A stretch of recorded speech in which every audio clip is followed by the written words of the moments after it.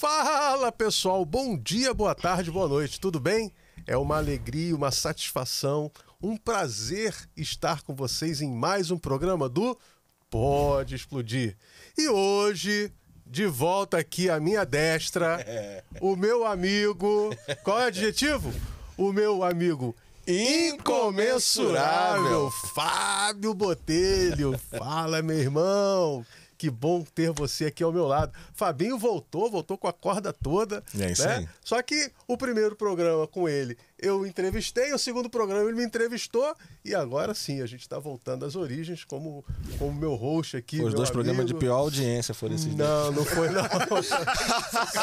Sentiu que está aflorado aqui o lado cômico, né, do meu amigo Fábio Botelho, que tem um pezinho lá no stand-up, né? Tenho. Depois tu vai contar, vai contar a sua história aí. Não. Vai, faz parte também. Quem tá no fogo é pra se queimar, ou não é? E hoje, hashtag Volta Léo Ramos, está de volta aqui. O meu amigo, meu colega, que não perde uma piada, Léo Ramos. E aí, beleza. Que satisfação tê-lo aqui. Né? Fabinho também. Fabinho. E hoje ele vem com um amigo também, um colega, o meu amigo Felipe, né? Ele vai se apresentar, vai falar um pouquinho dele. É isso aí. Né? Foi de primeira? Não, assim. Foi, né? Foi de primeira. Pessoal, foi de primeira. Como é que é? Hoje não teve. Toda hora eu tiro a mesa do lugar. Chupa, Fabinho. Tá centralizado aí, produção? Chupa, Fabinho. Chupa, Fabinho. Não, tá.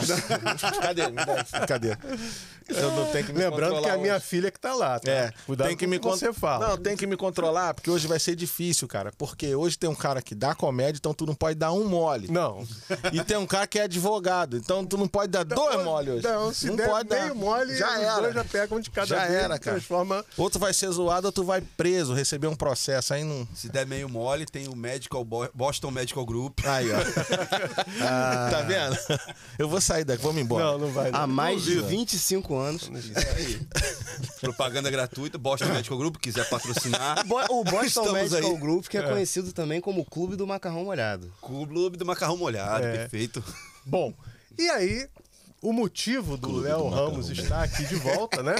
Já passou por aqui, né, Léo? Falou um pouquinho da sua história. Maravilhosa. Pra quem não pôde, quem ainda não viu, vai lá, procura.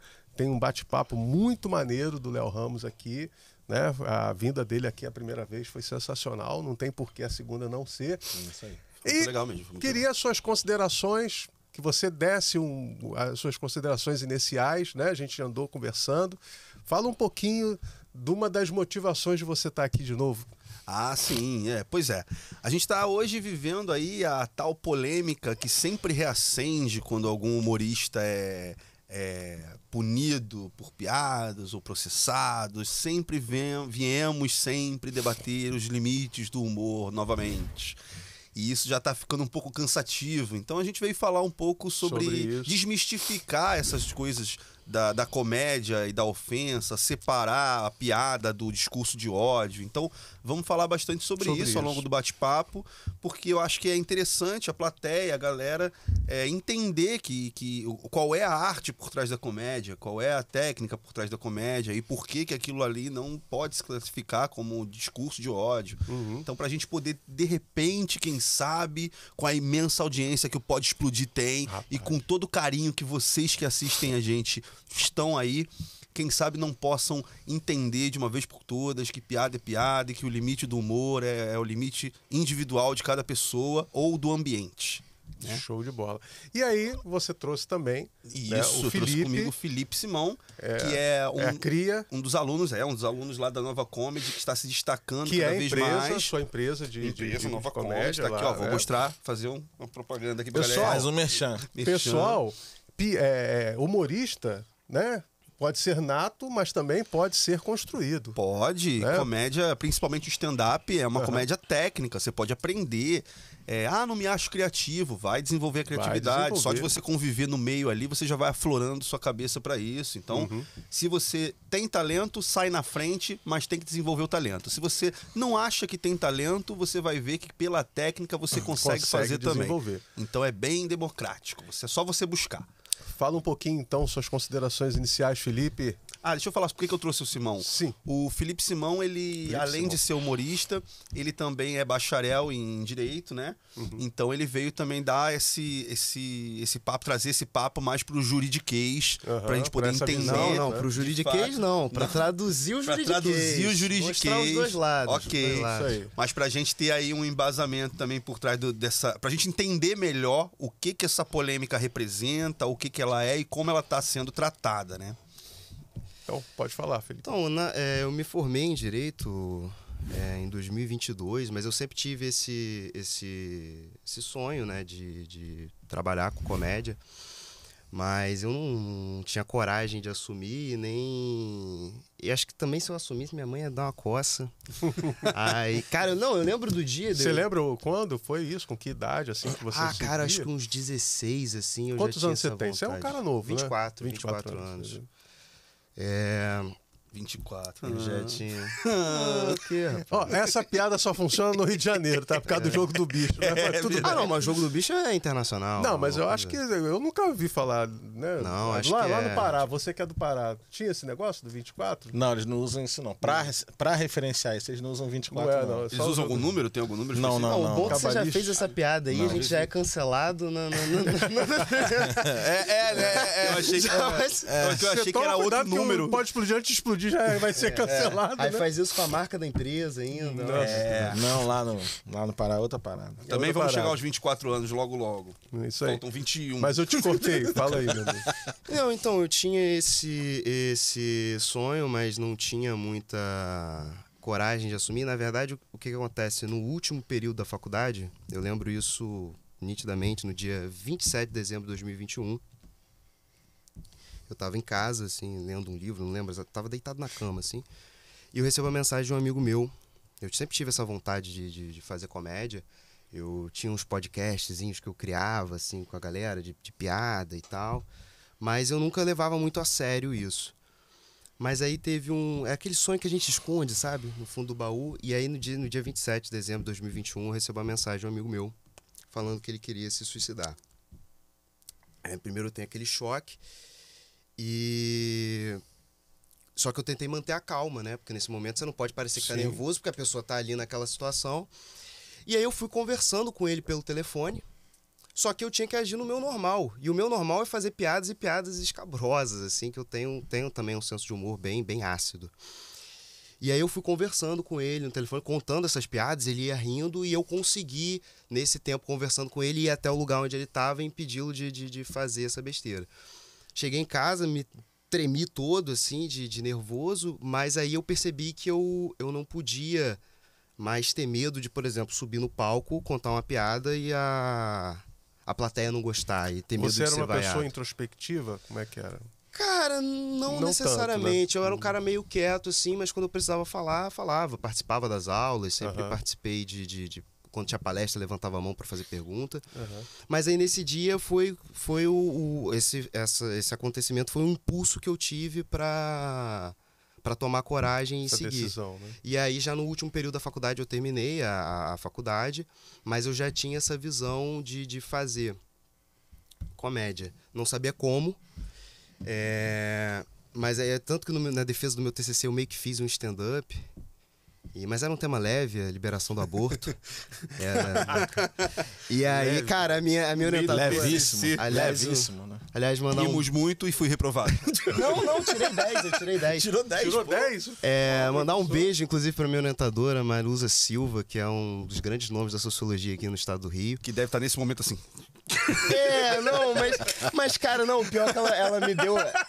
Ela me deu a notícia no dia. No dia ela falou pra mim assim, não, Felipe, a gente quer a banca se reuniu e tal, eles vão dar nota. Ela falou, a gente quer te informar que você tirou 10. Eu falei, sinal de que vocês têm juízo.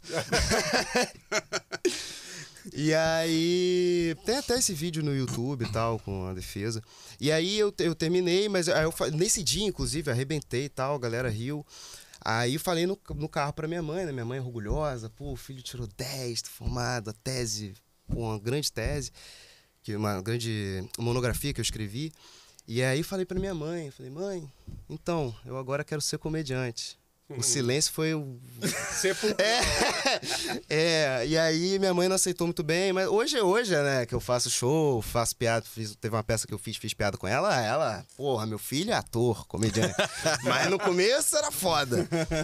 E aí eu me mudei pro Rio, eu meio que vim de férias pro Rio e fiquei. Aí eu me matriculei no curso de teatro no Espaço, que é um curso profissionalizante, terminei o curso e assim que eu terminei o curso, abriu o concurso da Nova Seleção, que era um concurso para... É concurso? Vocês fazem concurso então, eu lá? fiz Mas não é qualquer um, a edição, ou seja, exatamente como ele falou assim, eu fiz uma edição chamada, um processo seletivo, vamos dizer assim, chamado como é que era o nome? Era Nova Seleção. Nova Seleção.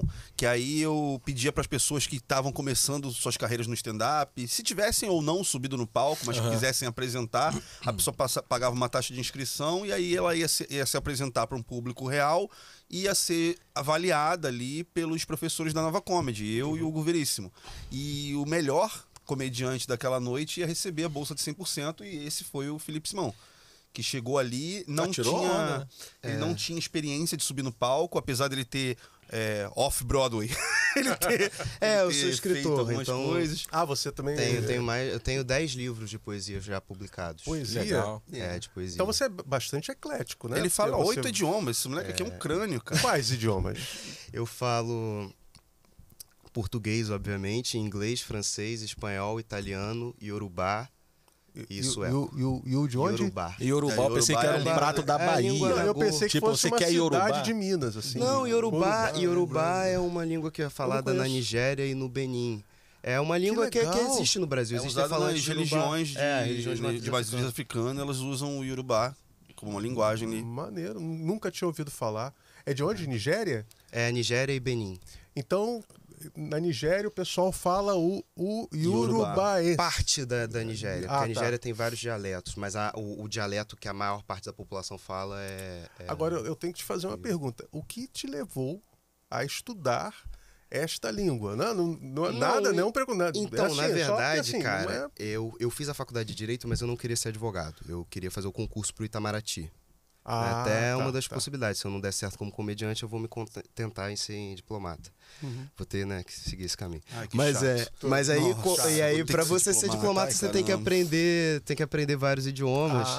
E aí só que eu tinha muita facilidade para aprender. Então eu comecei a estudar. Só que eu não sou fluente em todos, né? Eu sou fluente só em 6 desses 8. Dos 8. Eu vou embora. O cara que fala que é fluente só em 6, sabe 8, eu vou me embora. Só em 6. Eu mal sei o meu português. Pois. Eu assino assim ainda. Não. Isso aqui é a rúbrica. Pra assinar é assim, né? Dá a rubrica aí. Tu faz assim. Assina. Pega aqui. Aí tu assinou. Eu às vezes erro meu nome. Não, teve uma vez que eu fui aplicar uma prova, né? Aí o pessoal foi mal, eu falei assim, não tem problema não. Quem colocou o nome certo tem meio ponto. Teve um garoto que zerou a prova. Ele errou. Tem sempre alguém que se supera, mas não foi de propósito, tá? Eu não quis expor o aluno. O cara realmente errou o nome. Nossa. Eu tô lendo. Deixou em branco, né? Por que deixou o teu nome em branco ali? Porque essa eu também não sabia, professor. Tava mal pra prova. Eu tinha um professor numa faculdade que eu fiz uma vez de estatística na UERJ. Ele era muito sinistro assim no cálculo, né? Professor de cálculo, temido pra caramba. E aí ele grudava a nota dos alunos no mural lá do andar e tal. E aí era sempre 3 nomes, fulano 3,5, ciclano 2,5, Beltrano 0,75. Os demais tiraram 0 e não merecem um nome nessa lista. Ele pendurava. Professor de quê? Era professor de cálculo. Era professor de cálculo. Eu fiz um monte de faculdade, cara. Eu fiz. Tá, mas cálculo era o quê? Física, engenharia? Eu fiz pra estatística na época. Eu fazia estatística na Estácio. Na Estácio não, na UERJ. Depois eu fui pra marketing na Estácio. Depois eu fui pra ciência da computação na UF. Depois eu fui pra matemática na Unirio. Eu fiquei pulando de faculdade em faculdade e aí virei comediante e agora só isso que me chama, que me desperta. Faço. Tudo que é conhecimento, ninguém pode te tirar, né? Esse que é o legal, do barato da coisa, né? É isso aí. Por mais que eu não tenha me formado, pego diploma em nenhuma dessas universidades, eu peguei conhecimento de cada uma delas, assim. Então me agregou bastante. Show de bola. E é legal isso que o Simão falou, né? Porque você vê que pode-se dizer, sim, com segurança, que ele salvou a vida do amigo com comédia, né? Com piada. Né? E isso é uma coisa que as pessoas subestimam muito o poder da arte. Humor negro. Mas as pessoas subestimam muito o poder da arte, mas, cara, eles não fazem ideia de quantas pessoas, de fato, a gente consegue salvar, tirar de uma depressão, ajudar, de fato, ali, por causa de estar contando piada, por estar ali no palco com o objetivo de entreter, fazer ela esquecer o problema e tal.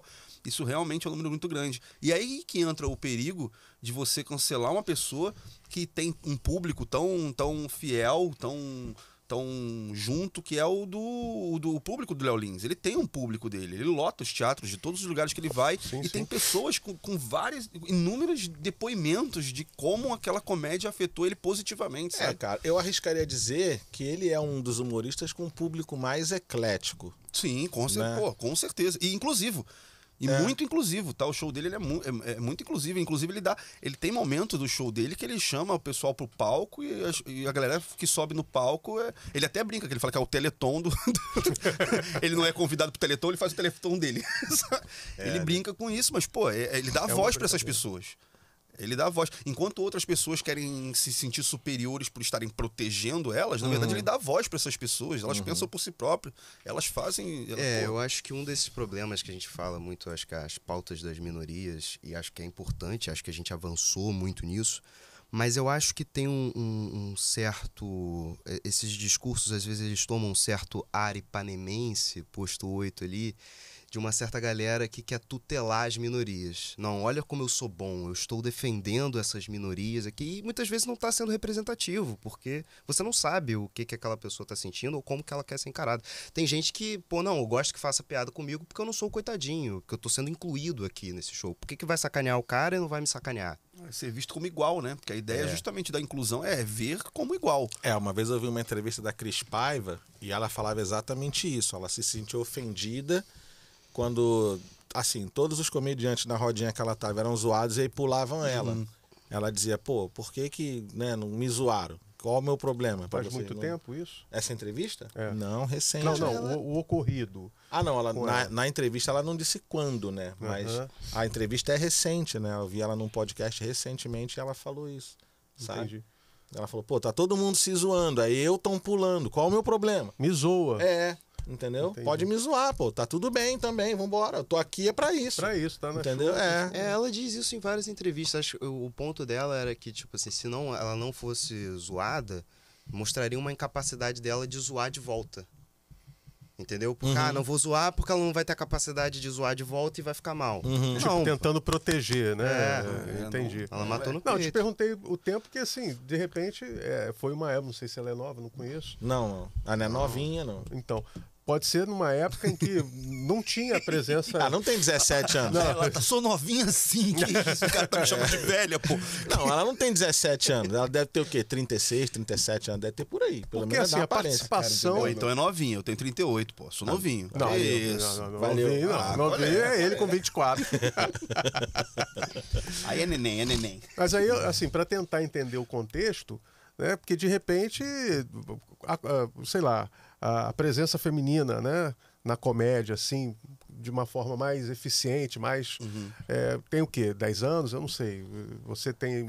Não, eu acho que desde o começo, assim, tinha representatividade. Porque os primeiros grupos de comédia foram o Comédia em Pé no Rio de Janeiro e o Clube da Comédia stand-up lá em São Paulo. Eu acho que o Dudu tá falando mais no stand-up em si. Então, no stand-up em si. Na origem do stand-up, por volta de 2005 ali. Tem Dercy Gonçalves aí, né? Não, sim. Não, mas tinha a Marcela Leal, por exemplo. A Marcela Leal, ela foi uma das fundadoras, membro fundador do Clube da Comédia... Do Clube da Comédia, não. Do Clube da Comédia stand-up lá em São Paulo. Ela, Marcelo Mansfield, o próprio Rafinha Bastos, Oscar Filho, se não me engano também.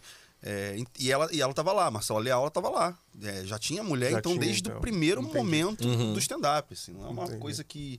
É porque agora tá pipocando mais, mas também é porque as mulheres não têm tanta procura, eu acho também. Porque, por exemplo, lá no curso a gente recebe muito mais procura de homem do que de mulher. As mulheres que procuram o curso lá não são para fazer stand-up. Elas procuram o curso para usar a comédia como ferramenta de comunicação no trabalho dela. É para perder uma timidez, é para apresentar uma palestra. Eu ia fazer exatamente essa pergunta. A gente tá falando sobre estudar comédia E a pergunta seria exatamente essa. O cara que procura comédia necessariamente é para stand-up? Ou ele pode procurar, tá entendendo? Sim. Aprender para melhorar um discurso dele numa outra área de atuação? Com certeza, ele pode aprender para melhorar a oratória, oratória né? dele. A gente treina muito lá sensibilidade com o público, leitura de plateia. Isso é o principal diferencial para os alunos, porque você está estabelecendo uma comunicação, você tem que estar ali vivo junto com a pessoa que está te ouvindo. Você tem que estar... É meio que uma onda que a gente começa a enxergar quando vai entendendo o mecanismo da piada. Porque aí a gente vê, a pessoa está criando uma expectativa, ela está esperando alguma coisa, é agora que eu vou quebrar, é agora que eu vou dar a surpresa, é agora que eu vou fazer ela rir. Então você começa a sentir a energia da plateia, sentir para onde está indo o teu discurso, e isso ajuda bastante em qualquer área. Seja na relação interpessoal, pra você puxar um papo numa fila de banco e conhecer uma pessoa nova, ou até para você defender uma tese de graduação. Então, você, assim, a impressão que eu tive... Antes eu pensava assim, comédia o cara sobe lá e começa a fazer tudo assim, de improviso, né? Quando eu pensava na comédia, no stand-up, primeira vez que eu pensei, stand-up, legal. Como é que esse cara deve fazer? Esse cara já deve ter um milhão de piadas, e aí chega ali e começa a contar uma história, e aí depois a gente começa a observar... Tipo o Ari Toledo. Mas o Ari Toledo ele não era de stand-up, ele era um contador de causas. Né? Anedotista, ele era de anedotas. Né? E aí depois você começa a ver, né, talvez até com a ajuda da internet, que os shows são mais ou menos parecidos, porque tem a fala, o cara escreveu aquilo dali, né? E aí ele olha assim, poxa, isso aqui vai dar certo, isso vai dar certo. De repente ele muda alguma coisa, isso aqui não deu muito certo não, eu mudo. Uma coisa pensada, foi escrita e o cara usou uma técnica para criar. Agora você está me trazendo uma outra informação que eu não tinha, que o humorista, ele pode, no meio do show, sentir a plateia. Com certeza. Então, assim, ele não fica naquela estratégia que ele criou. Aí depende, talvez, da qualidade, né? Da capacidade, do talento. Do humorista. Eu nem diria né? talento, não. Eu diria... O preparo? O preparo. O preparo seria uma boa. Eu estava buscando outra palavra. Eu ia falar... a quantidade de recursos que ele tem disponíveis ali, ferramentas que ele tem disponíveis para sentir que, cara... Essa linha aqui... Às vezes a gente faz umas piadas teste, por exemplo, para testar a plateia. Se rirem disso, vão rir daquilo. Aí não riram disso, então vou mudar meu discurso para outro discurso. Não vou nem jogar. Nossa intenção é agradar a plateia. Então até mesmo o improviso, na verdade, foi bem preparado ali. Mais ou menos. O improviso, ele entra... É como se a gente tivesse pautas que a gente vai falar durante o show, e o improviso ele pode entrar entre essas pautas em algum momento. Mas a gente tem uma linha de raciocínio bem definida pro show. Entendi. Né? Tem que ter, porque senão você o fica plano vendido B, na placa. O plano C... Aí depende do teu acervo. O improviso são 2 pontos. Eu acho que tem 2 caminhos do improviso. Um treino absurdo, que você vai treinando e tem que treinar até mais do que o texto escrito. Ou então é o cara já com muito tempo de experiência, ou o cara que estuda bastante também, o comediante que é estudioso, ele já tem a noção das técnicas e dos mecanismos. Então, por mais que ele não tenha escrito aquela piada ou de repente surgiu uma situação ali, veio alguma coisa da plateia, ele já consegue ali, com a experiência, com o estudo que ele tem, pensar uma piada na hora. Então, isso da piada na hora é aquela capacidade de raciocínio rápido. E o domínio dos gatilhos. Eu sei o que faz a pessoa rir. E vocês também... Eu sei como causar surpresa, eu sei que uma contradição vai fazer a pessoa rir, eu sei que uma ironia bendita vai fazer a pessoa rir, eu sei os caminhos que eu posso levar aquele discurso para fazer a galera rir. Então eu posso improvisar uma piada na hora, sim. Mas isso daí também, isso aí fala da capacidade de raciocínio rápido, porque o cara domina... É isso que eu ia te perguntar. Você também trabalha isso? Trabalha, a gente faz vários exercícios para desenvolver o raciocínio cômico. A gente chama de raciocínio cômico. É justamente para você enxergar a piada no momento que está acontecendo. Você enxerga a incongruência no momento que ela está presente ali. Saquei. Às vezes passa despercebido pela plateia, e você, justamente por ser o humorista, ter a voz, você vai e sinaliza aquela incongruência, e a galera, pô, é mesmo? Caramba. Entendi. E aí tira o riso. Ele fez uma comparação com o futebol, a gente tava conversando ali fora, né? Fez uma comparação com o futebol que acho que ilustra bem isso. É o craque. Que às vezes o cara treinou corrida. Isso, o cara treinou, mas ele, na hora ali, ele fala, não, se eu for por aqui, a bola tá chegando, o cara fala, tem 2 caras atrás de mim, eu já sei que eu vou fazer, entendeu? Isso, é bem por aí. É essa capacidade. Eu faço essa analogia, porque assim, eu toquei guitarra durante muito tempo, e eu via nomes como George Benson, Pat Metheny, né, e tantos outros, né? E aí chegava a hora do improviso. O cara tá no tema, e aquele, é o repetitivo, e eu falo, cara, como é que o cara consegue tomar aquela decisão tão rápido para fazer aquele solo de improviso? E, na verdade, nada foi improvisado. Ele já tinha feito tudo aquilo dali. Claro, a capacidade absurda do cara treinar, a ponto dele repetir aquilo dali 2, 3, 4, quantas vezes forem necessárias. Você tem todo um campo harmônico que você pode explorar ali dentro. Então, mas a gente aqui acreditava que o cara estava tirando aquela ideia na hora. E não, ele foi muito bem preparado, estudou, que é o que a gente... É o caso. Que é o caso da comédia. Existe o pseudo-improviso também, né? Que é quando a gente pergunta... tem alguém... Por exemplo, vou dar o exemplo mais chulo de todos, que eu não aguento mais ouvir essa pergunta em show também. Quem aqui é casado? Aí eu tenho uma resposta para falar que sim, e eu tenho uma resposta para falar que não. Claro. Então eu já tenho as 2 respostas aqui, porque é uma pergunta de sim ou não. Só tem 2 respostas. Então eu tenho aqui a sim e eu tenho aqui a não. Se tiver uma terceira resposta, vai gerar uma incongruência que se eu sinalizar, a galera vai rir. Então eu tenho os possíveis caminhos já preparados aqui. Já tá calçado, então é um pseudo-improviso. Não é um improviso. Ele pegou o elemento da plateia. Não, o cara já fez mal intencionado ali. Só que você não percebe porque ele faz aquilo ali no começo ali, na interação com a plateia durante o show. E daqui a pouco o show tá correndo, tá o texto tal. Mas ele já sabe que a piada, a informação que ele catou da plateia vai ser lançada naquela piada ali mais pra frente. A fluidez do show, ele não parece que ele... Eu descobri, cara, que show de stand-up é repetido da pior maneira. Eu fui no Rafael Portugal, ri pra caramba, fui pro pau, fui zoado, foi bom a beça. Aí na semana seguinte que eu fiz, cara, vou de novo. Eu vou de novo. Aí quando sentei lá, a primeira piada foi igual, a segunda foi igual, a terceira foi igual. Ali pra minha esposa, eu falei, vambora. É porque, exatamente, É por isso que eu tô falando. O que você acha que é improviso, o texto tá ali. É uma peça de teatro. O improviso e o stand-up, pra mim, são 2 polos opostos. Assim. É claro que um complementa o outro, existe um presente dentro do outro, mas o improviso e o stand-up são opostos na seguinte compreensão. O improviso, quando bem feito, parece que foi planejado. É aquilo que você fala, não tô improvisando isso. Pô, eles ensaiaram isso aí. Porque o improviso foi muito bem feito, que parece que foi roteirizado. O stand-up bem feito, parece que foi improviso. Fala, cara, o cara tá pensando nisso na hora. Não é possível, né? A gente pensou antes. Então é o oposto nesse sentido. O improviso bem feito parece que foi planejado, o stand-up bem feito, embora planejado, parece improviso. É mais ou menos por aí. E assim, Léo, como é que você vê a evolução do humor, pelo menos aqui no Brasil, né? Da minha tenra idade, eu tenho como referência o Didi, os Trapalhões, né? Chico Anísio, o Jô Soares. Eu não gostava muito do humor dele, achava... meu gosto, né? Sempre gostei muito do Chico Anísio, achava sensacional, mas não eram... humores, né? Não é um humor de stand-up. Né? O stand-up ele veio lá dos Estados Unidos. Eles até faziam. Eles faziam stand-up, mas não tinha essa bandeira do que é o stand-up. Mas não era tão divulgado. Teve uma vez que eu vi uma gravação do Chico Anísio fazendo stand-up. Preto e branco.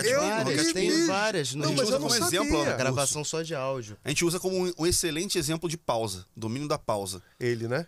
O Chico Anísio, nesse vídeo aí do Roquete Pinto, que ele tá recebendo o prêmio de maior humorista e tal, aí ele faz um monólogo de stand-up ali na frente da galera.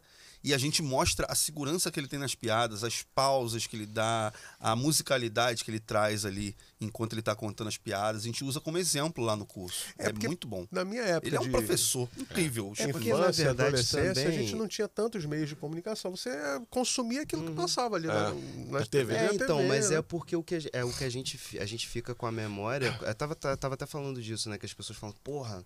Comédia não se aprende, olha o Chico Anísio. Mas por quê? A gente pega o Chico Anísio, ele é de uma era analógica. Então o auge da carreira dele foi quando surgiu a televisão, a carreira dele estava no auge. Então a gente não viu o Chico Anísio errando. Porque ele já estava experiente. E esses caras, a gente fica muito com o que ficou de registro, que era a televisão e até algumas coisas de rádio. Mas eles tinham os shows deles. Tanto que, aí é a diferença que a gente tem hoje, né? Até entrando no papo de ambiente. Eles faziam as piadas bobinhas na televisão, né? Às vezes uma coisa, uma sacanagem ou outra. Promover, né? E tinha o show que tinha as piadas mais pesadas, que naquela época não era stand-up, mas era show de humor. E tinha ali uma pegada ali do... Sim, o próprio Ari Toledo fazia isso, né? Nossa, ele tinha um pedacinho no Silvio Santos, ele contava 3 piadinhas ali, mais ou menos, não é isso? Mas aí chamava o cara. Hoje tem isso também, o Ceará faz isso na Praça Nossa. Sim, não é isso? A TV ainda tem as suas regras e normas que você não pode usar baixo calão. E tinha a piada que ele só contava o começo, ele não contava o final, que ele contava no show, que é a piada do elefante. Como que o elefante se suicida, né? Ele só contava... Não quero nem Mas saber como é que é. Você perguntou sobre a evolução do humor aqui, resgatando essa pergunta, eu acho que a gente está vivendo um momento interessante no humor, minha análise de fora, assim, técnica, porque o stand-up ele veio com uma grande ruptura na cultura brasileira, porque o brasileiro ele está acostumado com humor de anedota, humor de bordão. A sketch também veio dar uma rupturazinha nisso. Tanto que o Zorra Total mudou de formato. Vocês lembram? No finalzinho do Zorra Total ele já estava com um formato de sketch mais pronto. E o stand-up ele chega com uma grande ruptura à cultura do brasileiro na comédia, né? No humor. Porque a gente está acostumado com humor de bordão, a gente está acostumado com humor de repetição, a gente está acostumado com humor pastelão, a gente está acostumado com anedota. A gente não está acostumado. Agora, a geração de agora que está começando a vir com stand-up, que vem o humor de absurdo, que o humor de absurdo já não é tão comum. O que é o humor de absurdo? O humor de absurdo é exatamente, a gente fala uma coisa tão absurda que é engraçado. Que é engraçado, porque sense, fala, né? eu não sei. Cara, como é que esse cara tá fazendo isso no palco? Esse humor de absurdo. É absurdo isso que ele tá falando. É óbvio que não é o que ele falaria na rua. É uma coisa que eu jamais falaria, é uma coisa que o meu amigo jamais falaria, mas ele tá falando. E esse absurdo, ele gera graça na gente por causa da surpresa, por causa do não esperado. A gente não tá esperando que ele fale esse absurdo. Então, o humor de absurdo, ele tá sendo muito confundido com um discurso de ódio, que é exatamente o que a gente tá vivendo nesse caso do Léo Lins.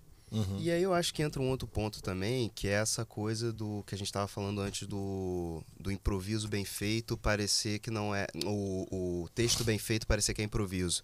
A galera tem uma dificuldade de entender o stand-up como arte também. Então acha que o cara só subiu no palco ali e saiu falando aquele monte de coisa. Mas não, é tudo pensado. Por isso acha que qualquer um pode subir. Pode subir, que é só a opinião de um cara. Não, aquilo ali é um espetáculo feito para as pessoas. Não é um discurso que ele vai chegar lá e vai improvisar, não. Aquilo ali a gente pensou. Ó, quando eu falar tal palavra, a pessoa vai rir. É planejado, é um jogo de palavras pensado para isso.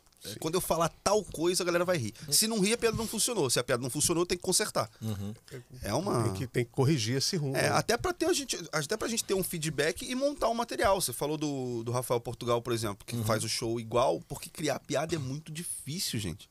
Criar piada é muito difícil. Os comediantes, antigamente, eles reciclavam muito uns as piadas dos outros, porque era cultura de anedota. Então você via o Chico Anísio fazendo uma piada, você via o Ari Toledo fazendo a mesma piada com outra roupagem, mas a mesma piada. Você via... Então, às vezes dava piada um pro outro, né? Caramba, vi essa piada no teu show, achei muito boa, vou colocar no meu show. Tinha muito isso de troca também, porque era anedota. A anedota não tem dono. A anedota é pertence popular, né? Não Domínio tem... público. Domínio público. Pois é, agora o stand-up não. A característica principal do stand-up é justamente o texto autoral. O texto autoral é o que classifica o gênero. Stand-up, né? Stand-up é texto autoral. E aí, justamente por isso que cada um tem as suas piadas. Não pode ter cópia de piada, esse é o crime número 1 da comédia, do stand-up, né? E a galera tem esse negócio de, cara, tem que construir um texto, leva muito tempo. A gente leva aí uns 3, 4 meses para arredondar um set com 8 piadas, com até 10 piadas, tipo, meses eu tô falando. Então, você monta um show de 1 hora... você montar um show de 1 hora a cada apresentação, não é tem assim. Quantos sets, assim? Então repete. Entendeu? Essa foi a minha. Eu falei, cara, do outro aí deve varia, ser porque a quantidade de piadas num set varia muito de pessoa para pessoa. O que é um set? Só para explicar pra galera. Existe a piada, cuja estrutura é setup, punch, preparação e desfecho, né, onde a gente cria expectativa e quebra a expectativa. E existe o set, que é o conjunto de piadas sobre o mesmo assunto. Ah, tá. Então você pega um tema, sei lá, essa caneca aqui. Vou falar sobre caneca. Tenho 5 piadas sobre caneca. Esse é o meu set de caneca. E aí você tem que arrumar uma forma de ligar uma piada na outra para que esse set tenha uma sequência e uma lógica. Isso aí. Eu vou falar, pô, caneca. Vocês sabiam que quem inventou a caneca foi fulano? Aí faço piada. Vocês sabiam que existem vários tipos de caneca? A primeira piada, ela tem que ter a introdução e o fechamento? Ou você pode começar a primeira piada... Aí vem a segunda, terceira e a quinta, praticamente você fecha ela toda. Ou isso não tem uma regra? Existe eu costumo chamar de floreio. Os alunos, eles têm muita... Quando você chega para estudar stand-up, você tem a mania de falar mais do que o necessário. Primeiro porque você tem medo do silêncio, é insegurança normal, porque você está, como eu falei, material autoral. Então você tem insegurança se aquilo vai funcionar ou não. E aí costuma ser muito verborrágico, falar muito mais do que deveria. Verborrágico? Né? Falar muito. Né? Ele fala bonito de vez em quando. Ele aprendeu isso em alguma faculdade que ele fez? Porra, verborrágico pra mim seria a coisa mais borrabota, assim, a pior coisa. É o contrário, né? Verborrágico. É uma hemorragia de verbos. Verborrágico. Mas a pessoa costuma falar mais do que deveria. Linguagem própria, né? Que maneiro, né, velho? Como é que pode, né? Bom, um dos gatilhos cômicos é justamente o neologismo, que é a gente inventar palavras que não existem, mas que exprimem a necessidade, expressam o sentimento que a gente quer passar. Tá. É tipo, o Aaron Pinheiro tem uma que eu acho ótima, que ele fala, pô, minha mãe me ranspelejou na porrada. Ranspelejou? Ranspelejou é muito engraçado, cara. Mas no contexto tu já entendeu, né? Tu já entendeu. O que aconteceu? Ela bateu. Mas voltando, a gente tava falando de... da criação da piada, da criação da set, piada, né? Então, o set, ele é formado Tem por várias floreios. piadas. E a pessoa, quando ela vai começar a estudar, ela fala muito mais do que ela deve. E aí o setup fica muito longo, você perde a atenção da plateia, você perde o efeito da piada muitas das vezes. E o que a gente ensina primeiro lá é justamente enxugar a piada pro menor setup possível, né? Enxugar a piada. Só que depois que você chega na piada... Setup punch, menor possível, menor número de palavras possíveis. Consegui chegar, tá funcionando, a galera tá rindo, agora eu começo a florear. O que é florear? É colocar umas gracinhas no meio do setup ali. São micro piadas dentro de uma piada só. Né? Por exemplo, tem uma piada que a gente sempre usa, que todo aluno da Nova... Eu acho que eu contei essa piada na última vez que eu estive aqui, mas eu vou relembrar. É uma piada que é muito didática. E aí, todo mundo da Nova Comedy conhece, que é a piada da bacia. Quer contar, Simão? Posso contar. Pra provar que todo aluno sabe. Tá vendo? Um amigo meu pulou de um prédio muito, muito alto, mas ele nem se ferrou tanto. Só quebrou a bacia. Mas também que idiota, né? Quem que pula segurando uma bacia? Essa é a piada. Não é a piada mais engraçada do mundo, mas ela é didática. Por quê? Porque ela mostra exatamente, claramente, onde tá o setup e onde tá o punch. Eu dou a informação. Meu amigo pulou de um prédio muito alto. Nem se ferrou muito. Só quebrou a bacia. Esse é o meu setup. O que eu formei na sua cabeça? A imagem de um acidente, a pessoa quebrando a bacia, parte do corpo. Sim. Eu não dou margem para você interpretar de outro jeito. É proposital para que você visualize um acidente. Aí eu quebro a sua expectativa justamente complementando com também que idiota segurando uma bacia. Aí eu transformo a bacia em parte do corpo para objeto. E essa disruptura gera uma catarse, você ri quando você entende que aquilo que foi a brincadeira das palavras, entendeu? E percebe que cada... Né? Sensacional. Você vê técnico, né? É técnico. Não, é cada detalhe, por exemplo. Quando ele fala não se ferrou muito, é pra poder te dar... Pra você rir. Liberdade de rir. Por isso eu falo que ele morreu, você fala, pô, ele morreu. Aí já passou a ser uma história triste. Exato. Então, cada palavra desse setup, ele é bem pensado. Um amigo meu pulou de um prédio muito alto. Eu preciso falar que um prédio é muito alto para justamente dar a ideia de que vai ter um acidente. Aí eu falo, mas caiu no chão e nem se ferrou muito, que é para te dar liberdade de poder rir. Ele tá bem, você pode rir. Só quebrou a bacia, que é justamente a informação que eu vou dar para distorcer aí no meu se deu bem, mas nem tanto, né? O cara tá com a bacia aqui quebrada. Foi a mesma coisa que eu pensei, não se ferrou muito. Só quebrou a bacia. Aí quando eu falo bacia, parte do bacia objeto, você fala, entendi agora por que ele não se ferrou muito.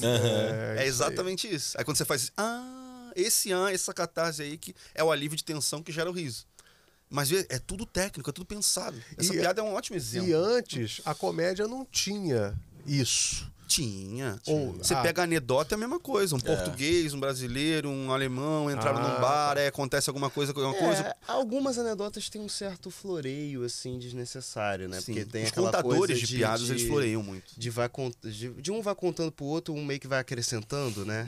Aquela história que vai passando de pai pra filho, tinha uma certa coisa. Mas ela tem essa estrutura de setup e punch. Ela tem uma estrutura. Ela precisa te surpreender, ela precisa te conduzir para um pensamento para depois te surpreender com outro. Isso é necessário para que a piada funcione, né? Mesmo que essa surpresa ela venha exatamente da confirmação do que você já estava esperando. Mesmo que seja isso. Mas ela tem que ser bem feita, ela tem que ser bem pensada. Eu tenho que gerar... eu tenho que manipular a sua expectativa com o meu discurso. É que, na verdade, esse é o objetivo do comediante. O show de comédia, eu costumo dizer, me dou essa liberdade, não sei se sou um teórico da comédia, mas eu costumo dizer que ele é um me engana que eu gosto. Porque você tá sentado ali, você tá assistindo, você sabe que eu tô te falando um negócio. Você pode não saber a estrutura, setup e punch, mas você vai entendendo que eu vou te falar um negócio e eu vou quebrar sua expectativa no final.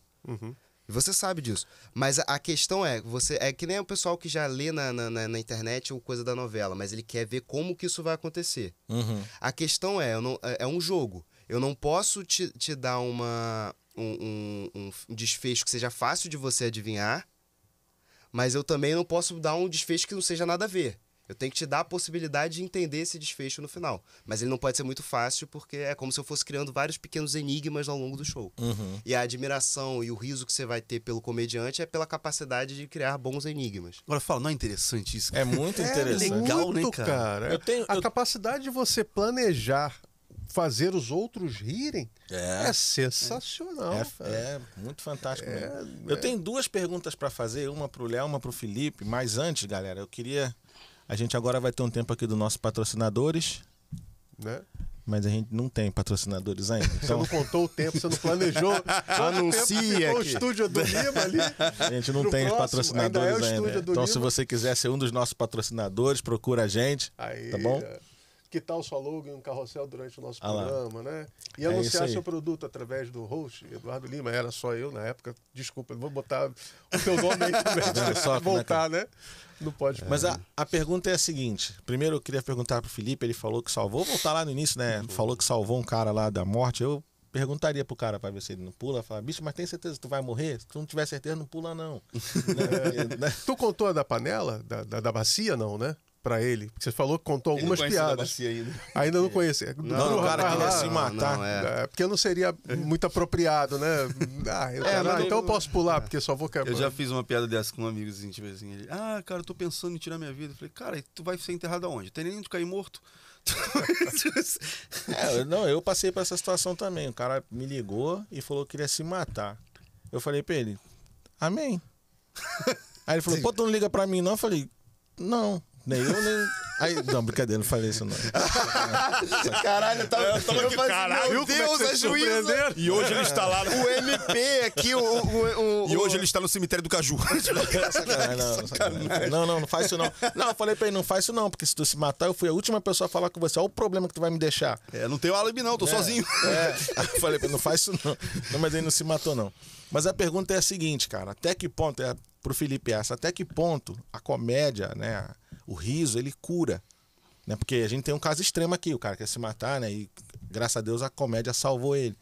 E pro Léo, a pergunta é a seguinte: como que a comédia traz luz para assuntos sociais sensíveis? Ótima pergunta. Entendeu? Porque eu não quero fugir, eu quero abrir espaço aqui pra gente falar do Léo, do caso do Léo. Vamos Lins, chegar agora, né? no Léo Lins, então. Mas... Deixa o Simão responder. Entendeu? Entendi. O que a comédia faz pra trazer luz pra assuntos sensíveis? Porque eu acho que é isso que tá sendo julgado, né? Sim. Ele trouxe luz pra um assunto sensível, mas aí ele, entre aspas, o que eu vou dizer, entrou pelo cano, né? Porque foi julgado, condenado, vamos dizer assim. Foi né? uma caça às bruxas ali, mas... Então, eu acho que... Primeiro ponto, a gente tem uma ciência social que é muito ignorada, que é a sociologia. A sociologia ela é muito execrada, às vezes até entre as ciências sociais e as ciências humanas. Que é a gente olhar para a nossa sociedade e tentar entender os fenômenos que acontecem. A gente sabe que rir de piadas ditas maldosas é um fenômeno humano. Todo mundo ri de uma piada mal. Você faz uma piada do seu chefe, maldosa. Não, o cara cai, todo mundo ri já, pô. O rir do mal feito, né? A pessoa que gosta de rir do mal feito, do tropeço. Isso é um fato social, por quê? Porque é um termo da sociologia. Isso é comum em várias sociedades. A gente sabe que existe esse fenômeno. Agora, o problema que acontece hoje em dia a gente observa esse fenômeno e fala, não, isso pode, isso não pode. O que a gente tem que fazer, na minha visão, vamos entender primeiro por que a gente dá esse tipo de risada. Antes de saber se é legítimo ou não, ou de ter um julgamento moral, se isso é contornável ou não, e se é errado realmente ou não, porque a gente tem casos de pessoas, o Léo Lins mesmo no próprio processo tem um cara que impediu de se matar porque viu o show dele. Eu tenho essa piada, eu tenho um outro caso, por exemplo, eu tava brigado, acho que uns 4, 5 meses brigado com uma amiga minha chamada Duda, e ela tem esse humor bem ácido, e aí uma amiga dela faleceu, e ela tava desesperada, assim, eu sou de Campos dos Goytacazes, uma cidade muito bonita, né, pra quem não... Pra quem imagina. Pra quem tem imaginação fértil. Mas eu tava em Campos nesse dia, e a amiga dela era de Campos, ela veio pra Campos, porque a família já hoje mora fora, e ela falou, Felipe, eu tô desesperada, não tem ninguém pra ir no enterro comigo, ela me ligou, né, eu... Na hora esqueci a briga, fui com ela, a gente chorou a morte da amiga dela, e depois a gente ficou conversando, né, ela falou, pô, Felipe... A gente não pode ficar assim, né? Pô, a vida é um sopro, a gente tem que aproveitar mais, a gente tem que passar mais tempo juntos. Eu falei, sim, agora vai ser até mais fácil, que você tem menos amigos para dividir o seu tempo. E ela riu. Não, então, ela riu. E por que eu fiz essa piada? Porque eu sabia que ela ia rir. Mas aquilo ali foi um up pra ela. Ela ficou mais alegre num dia que ela estava extremamente triste. Se fosse outra pessoa que não achasse graça, obviamente eu não ia fazer essa piada. Mas aí é errado ela rir? Como é que a gente pode afirmar isso, sabe? E eu acho que o grande problema do caso do Léo Lins é o seguinte: não é uma discussão que a gente tem que ter, na minha visão, não é uma discussão que a gente tem que ter no âmbito jurídico, especialmente na esfera penal. Eu acho que a gente está, hoje em dia, com uma incapacidade muito grande de diálogo e de debate. E isso tem gerado um efeito, que é um pouco do que eu vou falar também da parte jurídica, de tudo virar embate e aí, consequentemente, tudo vai parar no judiciário. Mas isso é um reflexo de uma falência nossa como sociedade. Porque isso é um tema que a gente deveria dialogar nas escolas, nas universidades, nas redes sociais, nos programas de TV, na praça. Em qualquer lugar. Só que o que a gente faz, a gente não é um debate. A gente chega e fala assim, não, você é racista, você é racista. E aí, cara, isso vai gerando cada vez mais extremismo. Porque você pode até achar errado que a pessoa ria daquela piada. Mas chegar pra ela e dizer que ela é racista não vai fazer essa pessoa refletir. Vai fazer essa pessoa ficar... aumentar suas defensivas. Na defensiva. E aí, aí que, por exemplo, as pessoas falam, não, tem que reprimir, porque é esse tipo de piada do Léo Lins que faz surgir os movimentos de extrema-direita. Eu acho que é o contrário, eu acho que decisões como a dessa juíza é que fazem o movimento de extrema-direita ganhar mais força. Porque aí o cara que não, porque o cara que é chamado de racista... Ele vai pro lado que tá defendendo. Olha, você não é racista, não. Eu tô te defendendo aqui. E aí a gente tem esses movimentos, essas bizarrices que a gente vê, cara. É movimento de neonazista em Israel. Eu escutei muito, né? Durante essa discussão, eu assisti alguns programas, algumas entrevistas e tal. E eu escutei muita gente falar isso aqui, ó. Quem tinha que julgar se o que ele tá certo ou não, se o que ele fez tá certo ou não, era o público. Assim, ó, não indo no show... cancelando ele nas redes sociais, não cancelando no sentido de agredi-lo nas redes sociais, não isso, mas deixar de seguir, já que eu não gosto do trabalho dele, eu me manifestar dessa forma e não levar para esse âmbito que foi levado. Qual é a tua opinião a respeito disso? Primeiro, já é meio absurdo porque é só uma decisão do MP de São Paulo. O Ministério Público de São Paulo tomou essa iniciativa, não foi... não teve uma pessoa que falou, me senti ofendida, entendeu que aquele conteúdo era ofensivo. Ah, então assim, não foi uma pessoa que entrou no Ministério Público. Foi o Ministério Público. Porque por isso que a gente está falando sobre censura. O Ministério Público tem o poder de fiscalização, mas nesse caso... É um representante da sociedade, né? Sim. Não, a sociedade com certeza acha isso ruim, então vamos mover uma ação contra o cara. Foi mais ou menos o que aconteceu. Mas isso não necessariamente é verdade, né? Tanto é que o show do cara tá sempre lotado. Então, aí é um ponto que eu vou até me estender um pouco na minha fala, porque é o seguinte, a gente tem um problema muito sério no âmbito, além desse problema de debate que a gente tem hoje, que acho que é global, no Brasil a gente tem um problema muito sério no âmbito do direito, que a gente tem formado cada vez mais profissionais de má qualidade. As faculdades de direito do Brasil hoje não formam o que eu chamo de jurista, elas formam o que eu chamo de operador do direito. Qual que é a diferença do jurista para o operador do direito? O jurista é o cara que pensa o direito. O jurista, você vai perguntar para ele sobre a lei, ele vai te falar da lei, ele vai te falar do motivo que a lei existe, ele vai dizer se ele concorda ou não, se essa lei deveria existir, o que deveria ser alterado nela. O operador do direito, ele te dá o conteúdo da lei. Ele sabe a lei, ele sabe que tem um artigo tal, ele tem um conhecimento burocrático da lei. Mas ele não pensa o direito. Ele não consegue... Ele não tem pensamento crítico, né? Ele opera a máquina. Ele não tem nem pensamento jurídico.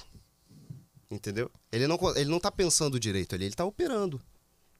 E aí, por que a gente chega nesse resultado? Aí tem uma série de fatores. O principal deles é o desmantelamento das faculdades de direito durante a ditadura militar. Por motivos óbvios, né? Os cursos de direito foram perdendo, a grade foi perdendo a qualidade e foram desmanteladas por conta, né, e principalmente as faculdades públicas foram muito perseguidas durante o período da ditadura militar. O direito é um curso muito barato e é um curso que tem um renome, direito, medicina, só que ele é barato. Você manter uma faculdade de medicina é muito caro. O direito é barato, você precisa de cuspe giz. Então, se multiplicou pelo país várias faculdades de direito. Obviamente, quando você aumenta o número, cai a qualidade. O que a OAB fez para tentar manter um controle de qualidade? Ela criou uma prova. Prova da ordem. Só que a prova da ordem, o efeito prático disso é, na verdade, uma reserva de mercado. Hoje, até a prova da OAB ela é menos cruel do que era antes. Porque antes você tinha que conseguir o seu diploma para fazer a prova da OAB, ficar um ano para poder fazer a prova da OAB. Então você imagina, você se forma em direito. Aí você não pode trabalhar na profissão que você se formou, você tem que trabalhar em outra coisa para poder adquirir o diploma e aí sim virar advogado. Só que aí quem vira do direito é quem? Quem tem condição. Aí você já gera um desequilíbrio. Porque as pessoas que vão ocupar os cargos no judiciário são as pessoas que são mais favorecidas. E isso já é uma desproporção porque a educação é desigual no nosso país. Sim, sim. Então ela acabou aumentando isso. Hoje você já consegue no último período fazer a prova da OAB. Mas aí a gente tem um outro problema, que é da prova da OAB e das provas de concurso. As provas de concurso não medem mais o conhecimento jurídico, elas medem o conhecimento burocrático. Por quê? Porque quando as bancas faziam provas com direito teórico, sempre tinha contestação. Porque, eu tenho um outro teórico tal que entende isso. E aí as bancas cansaram de ter recurso e começaram a colocar coisas técnicas. Então você tem uma questão assim, julgue afirmativa. O procurador federal tomou tal medida. Certo ou errado? Aí essa afirmativa está errada porque não é procurador federal, é procurador-geral da República. Isso não testa o conhecimento, você está testando um conhecimento burocrático, você não testa um conhecimento jurídico. Uma coisa muito técnica. Exatamente, para poder não ter contestação. Só que, cara, é direito. Direito tem que ter contestação, tem que ter debate. Então isso já empobrece também, e aí a gente coloca cada vez mais burocratas no nosso sistema judiciário. Pegando rapidinho sua fala, porque assim, eu ia te falar, eu ia levantar exatamente essa bola, porque na minha cabeça, né, uma procuradora lá do Ministério Público, ela passou num concurso que eu aqui julgo ser um concurso que mediu, né, com qualidade, coisa e tal, mas pelo jeito, pelo que você está me falando, não necessariamente. Não necessariamente. Entendi. Porque assim, hoje, você vai... Hoje, como é que você entra numa faculdade pública, né, numa universidade pública? Você faz um vestibular. Mas o vestibular não é uma ferramenta eficaz para saber se uma pessoa está ou não. Tá, mas você não tem outra. tão democrática, vamos colocar o termo democrático. Então, enquanto você não acha uma outra forma, pausa. Vamos de Enem. Pô, eu ia falar agora do nosso patrocinador, Globoplay. Vou ter que voltar lá no negócio. Duda. A Netflix. Deixa eu ver aqui. Gente, desculpa. Peraí. Sexo dos Anjos. Então, fora da gravação. O que houve? Temos um porque deu... We have a problem. É um vídeo de, então, de 18 Duda, eu vou horas. pegar quando eu falo do ministério. Tome só cuidado, tá? Tá, Fabinho? Ainda são 6h10. Não, porque a batida acaba captando. Então, só esperar ela chegar lá. A gente termina isso, aí entra no caso do Léo Lins rapidinho pra gente poder encerrar. Beleza. Não, mas eu quero que você responda a parte da... como a comédia joga a luz, assim, no assunto sensível, entendeu? Beleza, vamos voltar aqui, então. Então, eu vou pegar lá da questão do Ministério Público, tá? Vamos ver. Então, mas desculpa te interromper, eu já ia trazer exatamente essa pergunta, porque, assim, quando você pensa no Ministério Público, o cargo para você ascender ao Ministério Público vai passar aí por uma bateria de provas, né, coisa e tal. Então, assim, essa prova, ela não necessariamente torna o advogado, o promotor lá, assim, uma pessoa extremamente qualificada. Não é isso? Sim, mas eu acho que isso é só um dos fatores que eu tô apontando. O principal é o desmantelamento da ditadura militar, que fez a grade da Faculdade de Direito ficar muito fraca. Hoje a gente até tem os 2 primeiros períodos ali, você não tem muita matéria de direito, você estuda filosofia, sociologia, que é justamente para você trabalhar o seu entendimento teórico, para depois você já ter a capacidade de pensar o direito para quando você for aprender as leis. Mas isso tem um problema, porque o judiciário brasileiro hoje ele tem um número muito pequeno de pessoas para a quantidade de processos. Então ele é massivamente assim, movido por estagiários que entram no começo da faculdade, e aí ele já pega o vício do que é feito errado. Entendi. E o curso de Direito ele é muito procurado por pessoas que já são do meio. Eu, por exemplo, na minha turma da faculdade, eu era o único que não era filho de nenhum promotor, advogado, juiz. Tem essa coisa senhoril. E essa... Estava falando dessa falta de estrutura das universidades. Tinha um outro ponto que eu queria falar. Qual foi a pergunta? Você falou do Ministério. O impacto é essa formação desses juristas, e acho que tem um problema muito sério de cara, e aí é geral de uma incapacidade de interpretação de texto. Olha, que no direito é fundamental, cara. Isso está saindo, eu vi algumas matérias já sobre isso, que a gente tá vivendo aí um crescimento de analfabetismo, chama de analfabetismo funcional. Que está aí justamente a capacidade de ler e interpretar um texto que você está lendo. E as pessoas estão perdendo isso bastante, assim. A gente está vivendo uma sociedade que está deixando de pensar aos poucos, pô. A galera está contratando gente para pensar por elas. Você vê que a categoria de influenciador está crescendo cada vez mais. Ou seja, uma pessoa que pensa por você. Você segue ela. Porque isso não existe. Tem uma frase de um poeta italiano... Olha, que momento babaca, né? Aí fala italiano agora, só pra sacanear. Chamado Guglielmo Bruno, que ele fala: o analfabetismo é funcional no sentido que serve a quem comanda. Todos sabem a resposta, mas qual é a pergunta? Bacana. E eu acho que tem, muito isso, assim, o caso, eu olho pro caso de Léo Lins, assim, cara, a piada do surdo-mudo que ele conta, né, que é se o surdo-mudo ele tem mal de Parkinson, ele pode ser considerado gago. Sabe? Beleza. Não, beleza. Não, funciona, cara, beleza. Ele fez uma piada com um deficiente.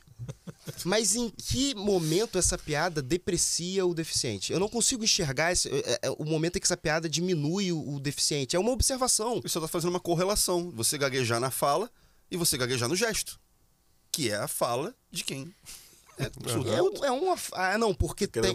Porque a pessoa ela identifica, não, falou de deficiente automaticamente, porque eu vi muitos casos, assim, eu pedi para vir para cá, porque eu vi muitos casos de juristas analisando, não, porque a dosimetria da pena foi calculada corretamente, porque o artigo tal, porque fala... Tá, mas a função do jurista não é aplicar a lei. Se não souber fazer conta... Caramba, né? É saber se o caso é aplicável ou não. Ou não. E essa coisa de usar da lei é algo muito controverso, porque o Brasil ainda tem uma outra questão. As leis são escritas num português complicado, as pessoas que são do âmbito do direito falam num português complicado, que muitas vezes nem elas entendem o que elas estão falando. Mas por quê? Para o leigo não ter o acesso. Vários países do mundo, as pessoas estudam a Constituição na escola. Quanto que você leu a Constituição? Nunca. Verdade. E aí na escola não, né? Não, por quê? Não, nem na escola, nem em faculdade. Só se você fizer especificamente. Por quê? Porque aí quem tem o conhecimento jurídico tem o poder. Se eu digo que a lei é isso, eu tenho esse poder em relação às pessoas que são leigas. E isso é muito, muito problemático para a gente entender como que funciona a lei e como que ela deve ser aplicada. Além disso, o ordenamento jurídico brasileiro é um caos. Na nossa Constituição tem um inciso que fala sobre o Colégio Pedro II do Rio de Janeiro, com quem que ia ficar. E bati na mesa de novo. Tomou uma bronca. Assim, indignação, né? É um caos, cara. E aí você vai falar assim, não, mas é porque ela usou a lei para se fundamentar. Mas o nosso ordenamento jurídico, ele é tão caótico que você pode pegar qualquer coisa para afirmar. Quer um exemplo do caos que é o nosso ordenamento jurídico? Nós temos lá no Código Civil, artigo 2º do Código Civil. Constitui-se a personalidade jurídica, ou seja, um ser é uma pessoa a partir do nascimento com vida. Aí nós temos no Código Penal. Crimes contra a pessoa, aborto. Ué, mas você só vira pessoa depois do nascimento com vida? E aí, a LINDB, que é a Lei de Introdução a Normas no Direito Brasileiro, fala que o Código Civil e o Código Penal são do mesmo nível. Quando você tem leis do mesmo nível que se contradizem, a lei mais recente, em tese, ela revogou a lei anterior. Mas o Código Penal continua aí. E o aborto continua proibido. Pior do que isso, o Brasil é signatário de 3 tratados internacionais, que esses tratados eles são de organizações internacionais, como a Convenção de Belém do Pará, a Convenção dos Direitos de Viena. E todas elas têm tipo uma corte que julga os casos. Como se fosse um STF desse tratado. Tá. E, obviamente, quando o Brasil se submete a esse tratado, ele também se submete ao entendimento dessa corte.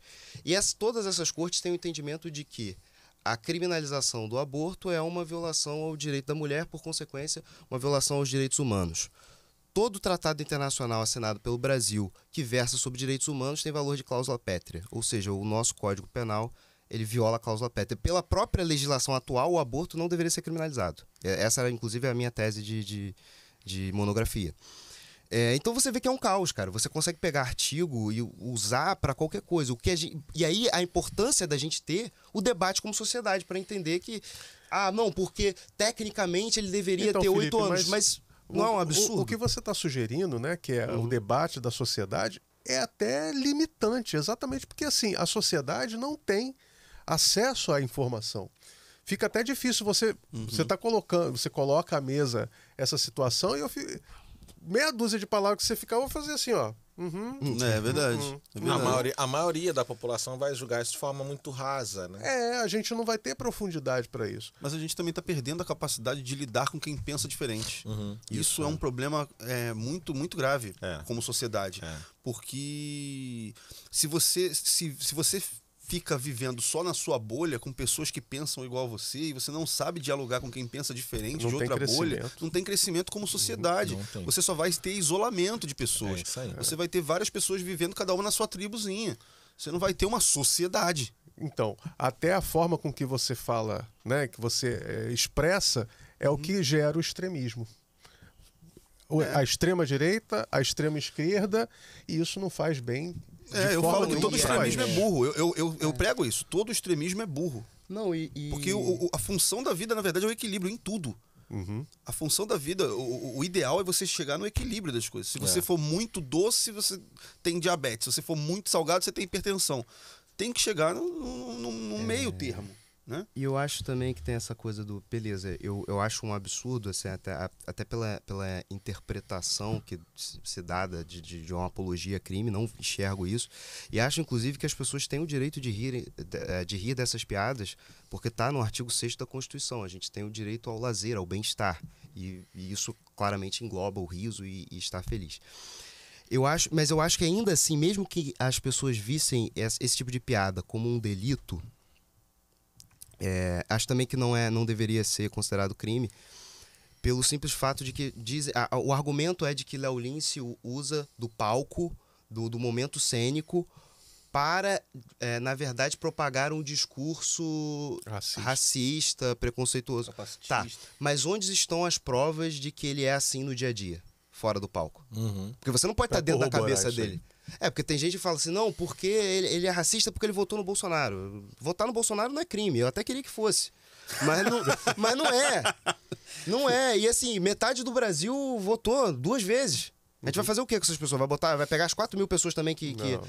E aí eu falo até de um teórico chamado Louis Vacan, que escreveu um livro chamado As Prisões da Miséria. Ele critica nesse livro a forma como... nos Estados Unidos, eles começam a lidar com os crimes de furto e roubo. Porque eles começam o encarceramento em massa e é com isso que os Estados Unidos passa a ter a maior população carcerária do mundo. E aí ele mostra vários estudos, ele mostra, por exemplo, que o preço de um presidiário para o Estado é tipo assim, 7 vezes mais do que ele gastaria com um estudante numa escola. E aí o que eu trago para esse debate, será que mesmo que você encare a piada do Léo Lins como um delito, será que é mandando o cara pra cadeia que a gente vai resolver esse problema? Não é sentando e conversando e tentando chegar num entendimento? Não é com educação, talvez, que seria o melhor caminho? Eu acho que... Aí a gente tá falando de censura, né? A gente chegou a falar disso. Eu acho que o caso Léo Lins, ele serve para servir de exemplo. Sim, eu acho. É uma caça às bruxas e pendurar a cabeça da pessoa na entrada do reino para que ninguém invada mais aquele reino. E esse reino que é o problema, porque virou o reino de manipulação de massa, de manipulação de pensamento, é um reino de militâncias extremistas desnecessárias e disfuncionais. Então, é um fenômeno também que está acontecendo no direito brasileiro. Eu não sei se vocês se lembram, acho que em 2013, quando teve a questão dos royalties. Do petróleo, né? Do petróleo. Era para Rio de Janeiro. Isso já é uma prova da nossa falência como sociedade, porque essa discussão foi um projeto de lei que surgiu, né, no Congresso, e a própria presidente Dilma era contra o decreto, mas ela não conseguiu manter a coalizão política dela para não votar contra, ali havia uma grande injustiça, porque a maior parte dos estados brasileiros não tinham petróleo. Então eles queriam receber o dinheiro dos royalties. Para quem não sabe, o royalty ele é pago pela Petrobras àquela cidade, àquele município, para que aquele município se desenvolva e esteja apto para a extração do petróleo. Por exemplo, às vezes o Campos não tinha um heliporto, então precisava construir, precisa de mais bairros para as pessoas que vão morar. O sentido de se pagar, a gente sabe que teve a questão da corrupção, e é até questionável o motivo desses estados quererem esse dinheiro dos royalties. Mas aí é uma falência como Congresso também de razoabilidade de discussão, e isso vai parar no Judiciário. E até hoje a divisão dos royalties é sustentada por uma decisão do Supremo Tribunal Federal. Tudo começa o valor da passagem da ponte Rio-Niterói é uma decisão do Superior Tribunal de Justiça. O Judiciário começa a ter que decidir várias coisas. O problema em um determinado momento, o Judiciário começa a tomar gosto por isso. E aí a gente está falando de um poder, dos 3 poderes que são fundamentais, né? Judiciário, Legislativo e Executivo, mas o Judiciário não é eleito. E aí a gente vai ter um juiz definindo do que a gente pode rir, o riso, que é uma reação espontânea, que é uma reação humana. Eu acho muito perigoso isso. É o que o Fábio falou, é a questão da censura. Né? Em outras palavras, você está censurando aquela pessoa. Mas não, aquela não. Não, nesse primeiro momento ela, aquele tipo de pessoa. Isso aí, tá condenando aquela, mas tá censurando uma atitude. Uma classe toda, né? Mas então, traz a luz pra gente. A não ser, ele respondeu a tua pergunta, não, né? Não, ele não. Eu vou tentar ser breve, então, que a gente tá com um horário corrido, mas a função da comédia é justamente jogar luz sobre assuntos que são realmente perturbadores, que são assuntos que não são debatidos normalmente. A comédia, isso desde sempre. Desde sempre, desde o Bobo da Corte. Era o cara que falava mal do reino, falava mal do rei. Que ninguém falava. Ele tinha que falar pra mostrar pro rei. O rei falando, pô, o povo tá rindo dessa meta que você tá fazendo aqui. Aí o rei fazia o quê? Tomava tenência, mudava, melhorava. Pra não ser mais motivo de escárnio, pra não ser mais motivo de chacota do povo. Então, sabia disso? Essa era a função do Bobo da Corte. A função do Bobo da Corte é essa. Então, o que acontece hoje com o Léo Lins, por exemplo, se você for ver, a maior parte ele incomoda muito político. Muito, muito político. Porque ele fala mal dos problemas da cidade onde ele vai fazer show. Então, a pessoa que está vislumbrando ali uma reeleição, que está no poder hoje, pô, esse cara tá apontando meus erros, pô. Vou caçar esse cara. Por isso que é uma decisão do Ministério Público.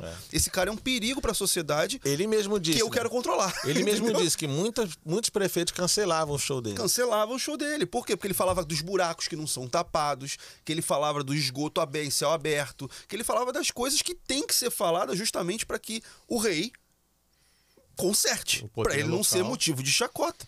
Só que o rei não quer consertar, ele quer silenciar o bobo, pô. Ele prefere silenciar o bobo. Não quero ninguém falando mal do meu trabalho aqui. Você tá louco? Porque ele tá falando para milhares de pessoas, milhões de pessoas.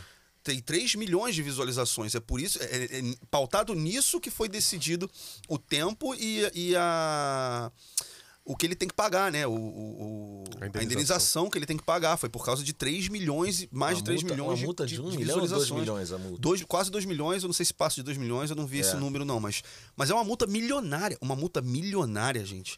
Além da prisão em cárcere fechado, além da prisão em regime fechado, não é semiaberto, ele não pode sair para trabalhar, ele vai ficar preso, trancafiado. E a gente tá falando disso por causa de uma piada, de uma coisa que ele falou em cima do palco para um público que pagou para ouvir.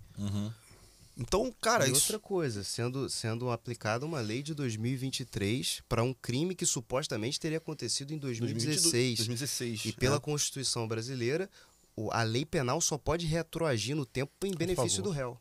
Em benefício do réu. É aquela coisa. Se eu roubo essa caneca e não tem nada escrito que eu não posso roubar essa caneca, aí a lei vai ser reescrita para que não se possa mais roubar caneca. A partir dali, eu não posso mais roubar caneca. É que vale. Então, se falou, não pode, mesmo que decrete-se que não pode fazer piada, isso só vai valer de 2023 para cima, pô.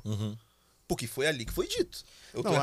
Exatamente. O que tudo que não é proibido é permitido. Não, e aí na decisão ela coloca que, não, porque o vídeo continuou no YouTube e ele cometeu o crime. E não importa, ela fala, não importa que tenham indumentárias, que tenha um cenário teatral, que se trate que tenha avisos dizendo que é um show teatral, e não importa mesmo que ele estivesse fazendo um personagem. Então o MP tem que pedir a prisão do Miguel Falabella, porque o programa Sai de Baixo continua passando no Viva. E tem as falas dele como Caco Antibes. Isso eu acho que é uma questão, né, que tem que ser trazida assim. Porque assim. E como a gente dava risada do Caco. Nossa, eu dou. Personagem querido, hoje, cara. Né? Porque a gente sabe que o que ele tá falando é absurdo. É exatamente. A gente sabe, pô, esse cara não existe, bicho. É o famoso cala-boca magna, né? Que hoje você. Tem o Roa Pobre. Exato. Esse cara, a gente sabe que esse cara não existe. A gente ri porque a gente sabe que ele não existe. Na verdade que ele existe, mas que ele é ridículo. Mas ele é ridículo, exatamente. A gente tá ridicularizando ali o opressor. No caso é esse.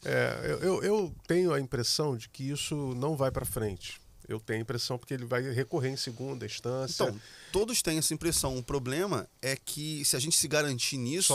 Só nisso. O fato dele ter sido condenado em primeira instância já é um alerta. Preocupante. Já é preocupante. A gente, mas ele não vai ser preso não e tal. Mas, pô, estão considerando. Não foi nessa linha. Eu digo exatamente por isso. Porque senão você vai abrir margem para outras pessoas também serem presas. E aí você vai fazer o quê? E nem todo abre-se um precedente, abre-se um precedente muito perigoso. Muito grande. A palavra é precedente. Abre-se um precedente muito perigoso. Não, porque isso pode, desculpa te cortar, mas isso pode perder o controle. Sim. Né? Porque, por exemplo, eu particularmente eu sou contra a decisão. Né? Esse é o meu posicionamento. Mas se eu fosse a favor, eu poderia usar isso a meu favor. Ah, então estão batendo em quem fala isso. Então o próximo cara que falar humor negro para se referir à piada de baixo calão, eu vou me manifestar, porque eu sou o quê? Negro. Tá entendendo? Então eu vou me manifestar contra esse cara. Por quê? Porque estão dando... A onda tá favorável a quem pensa como eu.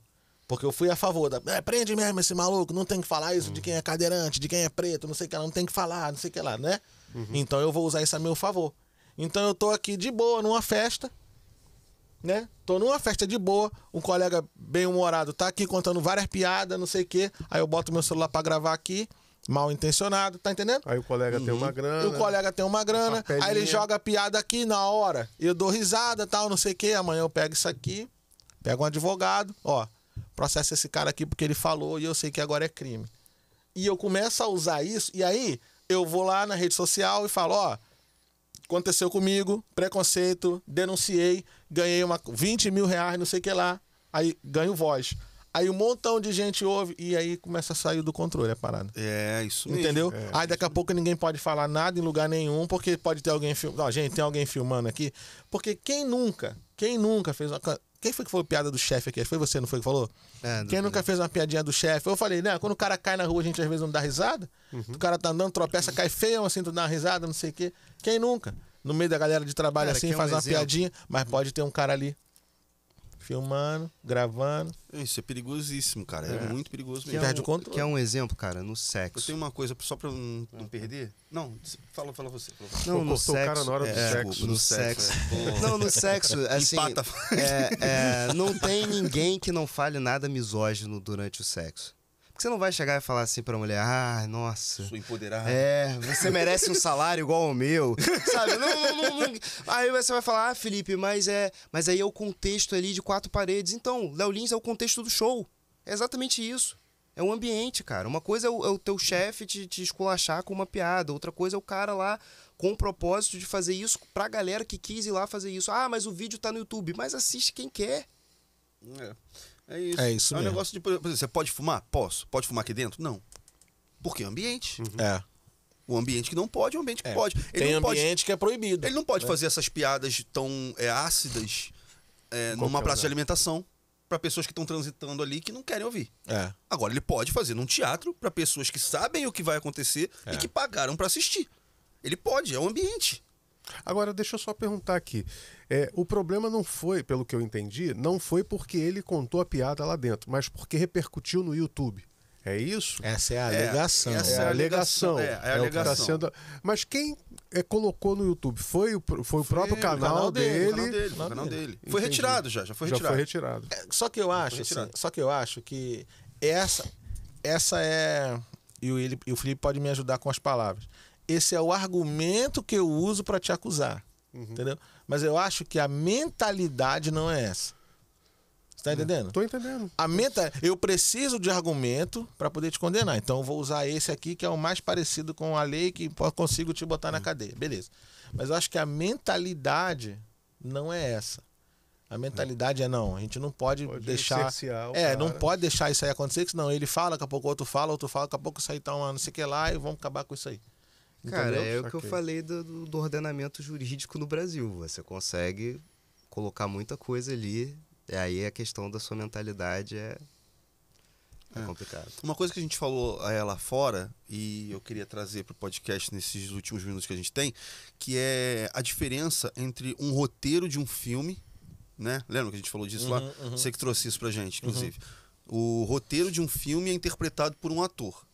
O ator está interpretando alguma coisa que alguém escreveu. Sim. Então ele não é responsável pela criação daquele personagem. Então se é um personagem racista, por exemplo, ele está interpretando o personagem racista que o outro cara escreveu. Só que no stand-up, nós mesmos escrevemos. E nós estamos interpretando o que nós escrevemos. Mesmo que seja de cara limpa e com o nosso nome verdadeiro. Mas a gente está interpretando o que a gente escreveu. Então condenar isso é a mesma coisa que condenar o roteirista de um filme de época. Todo mundo falou que mostra o racismo. Todo mundo falou da Odete Roitman, né? Esqueci o nome da atriz agora. Mas todo mundo falou da Odete Roitman. Porque era uma mulher na Vale Tudo lá, era ruim pra caramba, não é? Então, ela apanhava, inclusive, na rua. Então, a gente tem casos disso, né? De pessoas que perseguem os atores. Ela apanhava na rua porque o pessoal confundia a personagem com a atriz. Você tá entendendo? Teve uma época que ela teve que segurar a onda pra andar na rua. ela, né? Outros Porque caras na novela ela era... E outra coisa... Bateu na mesa, hein? É. E outra coisa... Mal, Duda. O cara que assistiu a piada e achou que aquilo ali era um discurso sério e que se reforçou pra, sei lá, ser racista ou por alguma coisa assim, cara, é um indivíduo que é responsável pela ação dele. E a gente não pode ficar cerceando, porque também a gente vai ter que proibir o filme Tropa de Elite, porque o filme foi feito pra denunciar as torturas que a polícia cometia. E teve gente achando que o Capitão Nascimento era herói. Aí o José Padilha é responsável por isso também? A gente nunca tá... Ou Wagner Moura. Ou o próprio Wagner. Pois é. A gente nunca tá imune à burrice humana. Isso é... É porque também tem não vou chamar de burrice, mas tem essa... Tá, vou chamar de burrice. Estupidez. Tem a burrice, mas tem também... Eu tô vendo também um aspecto meio de mau caratismo envolvido nisso aí também. Porque se eu começo a limitar os caras, se eu começo a rotular os caras... Isso é bem perigoso. Eu tô querendo, na verdade, minar o público dele, minar o artista, rotulando ele de coisas que ele, de fato, não é. Porque se você conhece o Léo Lins, você sabe que ele é uma pessoa incrível, maravilhosa. E um argumento que eu considero muito forte sobre isso é que se, por hipótese, ele está fazendo um discurso de ódio a favor do racismo, por exemplo. Eu tô dando o racismo como exemplo, mas tem o capacitismo que também foi incluso lá, mas enfim. Se ele está fazendo um discurso de ódio de verdade no palco para o racismo, significa que eu, sendo racista, público dele, posso chegar e cumprimentá-lo pro meu clubinho e falar, é isso mesmo, rapaz, vamos ser racista mesmo. E ele vai me receber muito bem, porque é o que ele tá pregando. Agora, vai você falar pro Léo Lins sobre racismo pra tu ver como é que ele vai reagir. Ele nunca vai te abraçar, ele vai te condenar, ele vai te execrar. Por quê? Porque ele não é a favor. Não, inúmeras entrevistas. Então isso já comprova, isso é prova por absurdo de que quem ri de piada assim né? Quem ri de piada racista é racista. Não. Ele vai ser racista independente de existir ou não a piada. É ele. É o indivíduo. É isso aí. É ele. Ele é o problema. Não o Léo Lins, não a piada. Não, é ele que é o problema. Esse cara que é o problema. E se, também por hipótese, o fato de as pessoas irem ao show do Léo Lins para se verem representadas por um racista, por exemplo, se isso acontece, não seria... entre aspas, benéfico para a sociedade, a gente conseguir identificar essas pessoas, não é? Não prende todo mundo, entraram aí, fecha o teatro, traz a polícia. Se o Léo Lins traz à luz os racistas e as pessoas ruins, se ele traz à luz, ele tem que continuar trazendo à luz, porque senão eu vou esconder e as pessoas vão continuar com o racismo ali. Abafado, ali velado, entendeu? O Léo é um cara extremamente ponderado nas entrevistas dele, em inúmeras entrevistas, ele fala da mensagem, ele inclusive está no show, porque eu acho injusto também, as pessoas tiram a piada de contexto, não assistem o show inteiro, ele diz a mensagem, né, que ele entende que algumas pessoas têm a dor, mas ele fala que é a frase do Chaplin, né, que a comédia é uma tragédia vista de longe, quando você se distancia daquilo, você começa a rir. E acho que teve uma coisa que você falou esses dias também, que a gente fala de muitas... É a mensagem do show. Ele constrói um argumento narrativo, dando esses exemplos de piadas absurdas, pra no final ele dar uma lavada de alma. É exatamente isso. E dessa coisa das minorias, de ter sido uma decisão do MP e que ninguém provocou, e que tem é um show eclético também, do que você falou. E Léo, a gente estava conversando sobre esse tema e ele falou uma coisa. Quanto mais você sofre, mais senso de humor você acaba sendo obrigado a ter. Os maiores humoristas do mundo são o quê? Os judeus. O povo que mais sofreu. O nosso maior comediante no Brasil é um homem negro baixinho. Grande Otelo. Ué, o maior celeiro de comediantes que nós temos vem da onde? Nordeste. Ceará. Por quê? Região mais precária, mais problemas. Então o povo mais sofrido, ele tende a ser o povo mais engraçado. A graça alivia a dor. Cara, vou te falar. O humor alivia. Tu já foi no Ceará? Não. Eu tive a oportunidade, fui a Fortaleza. Todo cearense é um humorista em potencial. Demais, né? Eles usam a comédia pra tudo. Eu fui no Uber passando mal, no Uber. É desleal. Falei pro cara, pelo amor de Deus, irmão, para. E o cara não para de fazer você dar gargalhada assim, cara. Tá entendendo? É mesmo. Todo cearense é um humorista em potencial. Incrível a capacidade que eles têm. Ó, eu sou programador, né? Eu trabalho com a galera e tem 3 de lá. Pô, os caras... Eles são engraçados por natureza. Não dá pra ficar na mesa dos caras, não dá. Eu falo, gente, vou sair daqui pra trabalhar. Os caras, por quê, Fábio? Fica aí. Porque eles conseguem fazer isso e trabalhar. Eu não. Eu não. Eu fico ouvindo, rindo e com a mão do lado de fora do E o teu patrão assim, né? Pois é. Pois é. Aí ele demite os 3 cearenses ou você? Né? Com certeza. É você. Eu falo muito sobre ouvir o outro lado porque eu pratico. Também não sou muito hipócrita de falar, não quero ouvir quem pensa diferente de mim. Pelo contrário, eu recebi muito hate, muito comentário quando eu me posicionei a favor do Léo Lins. Muito comentário, porque você é representante de uma escola de comédia, você não é só CPF, você é CNPJ. Como é que você fica do lado dessa pessoa, desse absurdo que tá acontecendo? Então eu recebi muita crítica. E eu li cada uma delas, eu ouvi cada uma das pessoas, eu recebi e-mail, eu recebi mensagem no inbox, eu recebi comentários nos vídeos. E, cara, meu posicionamento foi: essa piada te feriu aonde? Como? Eu quero entender, eu quero ouvir. Fala pra mim. O que tá acontecendo? E a pessoa não sabe explicar. A pessoa não sabe dizer por que ela tá ferida. Só fala, por que isso não é certo? Porque não tem que fazer. Pô, mas por quê? Desenvolve isso aí. Desenvolve, cara. Onde é que tá doendo? O que tá acontecendo? Por que isso te machuca? Fala pra gente. Quer um abraço? Explica, quer um abraço. Mas a pessoa... Ele quer, aí você... Não quero não. Eu tô tentando ser acolhedor aqui. Eu tô querendo entender o teu lado. Só que tu não tá sabendo explicar. Tu tá falando que é errado por ser errado. Não porque não. Não porque não existe. Não porque não é... Estão pensando pra você. É errado pra você. O que é errado pra você pode ser certo pra mim.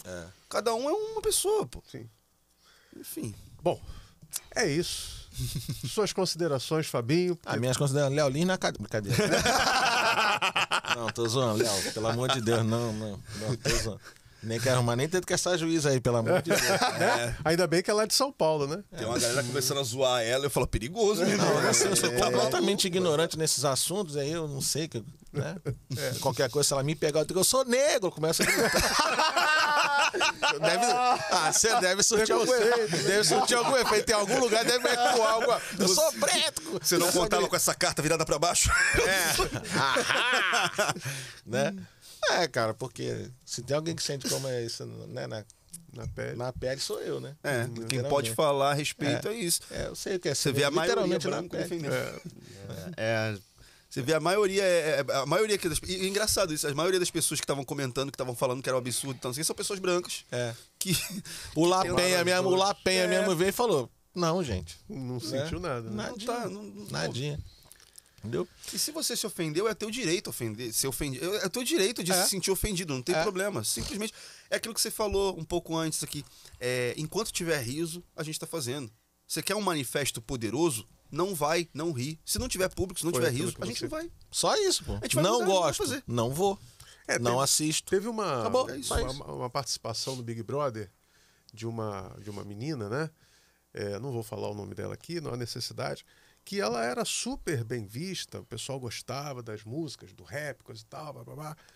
Depois que ela participou do Big Brother, viram assim um outro lado dela assim, e a galera não gostou. Hoje eu não ouço mais o nome dessa pessoa. Não vou colocar aqui, não importa, né? Sabemos quem é, né? Você não ouve mais. Então, assim, o próprio público, né, aquela pergunta que você fez, né? O próprio público foi assim, não, peraí, isso não é pra mim, isso aqui não é assim do jeito que eu pensava, e eu acho que isso é um ótimo termômetro, né? Deixar o público decidir. Pois é, isso, não o Ministério Público. Não é o Ministério é o público, não o Ministério Público. É claro, assim, que eu não tô falando com isso para você dar uma carta aberta para as pessoas falarem o que quiserem, é o que você falou.